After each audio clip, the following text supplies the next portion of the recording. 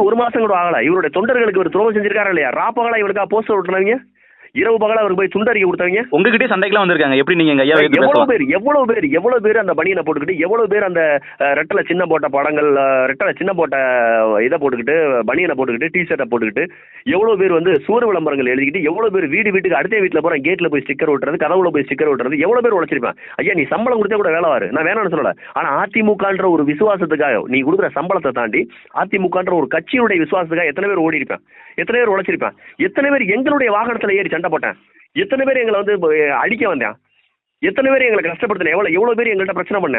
அப்ப இதெல்லாம் உன்னுடைய விசுவாசி தானே. இது உனக்கு ஐயா இசக்கி சுப்பையாவுக்கு வந்த விசுவாசியா, இல்ல ஐயா எம்ஜிஆருக்கு வந்த விசுவாசியா? ஐயா எம்ஜிஆருக்கு ஒரு விசுவாசி, அம்மையார் ஜெயலலிதாவுக்கு ஒரு விசுவாசி, ஐயா எடப்பாடி பழனிசாமிக்கு ஒரு விசுவாசி. இவர்கள் எல்லாம் சேர்ந்து தானே ரெட்டலைக்கு ஓட்டு போட்டாங்க.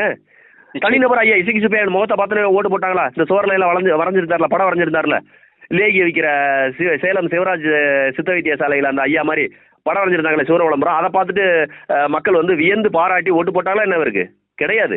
இவர் ஒரு அயோக்கியன்ற தெரிஞ்சும் கூட இந்த ரெட்டலைன்ற ஒரு சின்னத்தை மதிச்சு, ஐயா எம்ஜிஆர் மதிச்சு, அம்மையார் ஜெயலலிதாவை மதிச்சு, இன்னைக்கு இருக்கக்கூடிய ஐயா எடப்பாடி பழனிசாமியினுடைய தலைமையை மதிச்சு அவங்க ஓட்டு போட்டிருப்பாங்க. ஐயா இவர்கள் எல்லார் மேலேயும் நம்மளுக்கு ஒரு அரசியல் விமர்சனம் இருக்கு கோகுல்.